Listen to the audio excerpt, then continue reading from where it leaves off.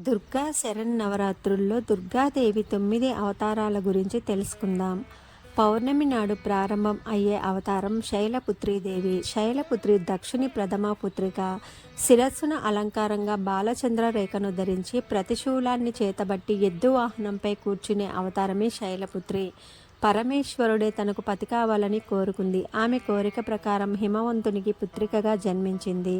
ఆమె వాహనం ఎద్దు. ఎద్దులా మొద్దు స్వరూపాలైపోకుండా మానవుల్లో చురుకుదనాన్ని కల్పించడానికి సంకేతం శైలపుత్రీదేవి. బ్రహ్మచారిణీదేవి.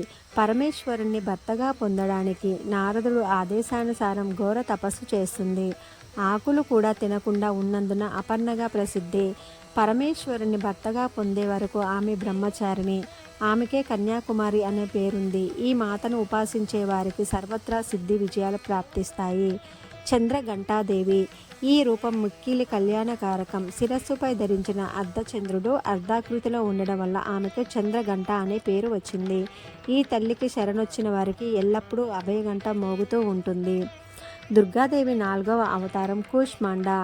4వ స్వరూపనామం కూష్మాండ అంటే బూడిద గుమ్మడికాయ అని అర్థం. ఈమె తేజోమయి 8 భుజాలతో విరాజిల్లటం వల్ల ఆమెను అష్టభుజాదేవి అని కూడా పిలుస్తారు.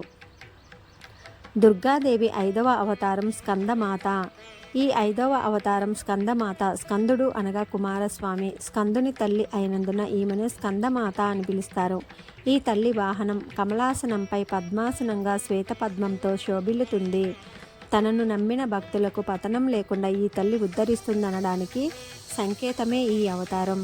దుర్గాదేవి 6వ అవతారం కాత్యాయని. కొత్స అనే ఋతి తనకు పార్వతీమాత కుమార్తెగా జన్మించాలని తపస్సు చేశాడు. అతనికి కూతురుగా జన్మించింది కనుకే కాత్యాయని అనే పేరు వచ్చింది. మహిషాసురుని వధించడానికి బ్రహ్మ విష్ణు మహేశ్వరులు తమ తేజస్సుల అంశతో ఒక దేవిని సృష్టిస్తారు.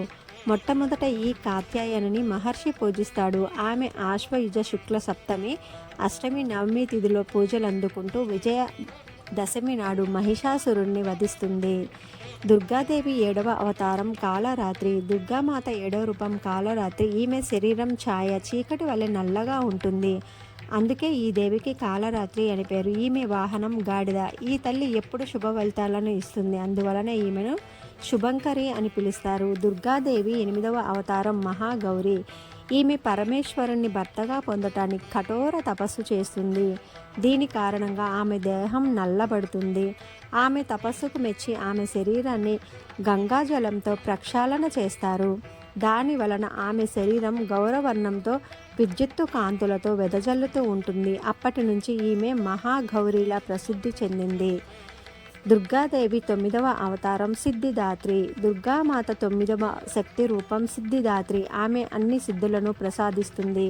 పరమేశ్వరుడు సర్వసిద్ధులను ఈ దేవి కృపతో పొందాడని దేవీ పురాణాలు చెబుతున్నాయి. శ్రీమాత్రే నమః.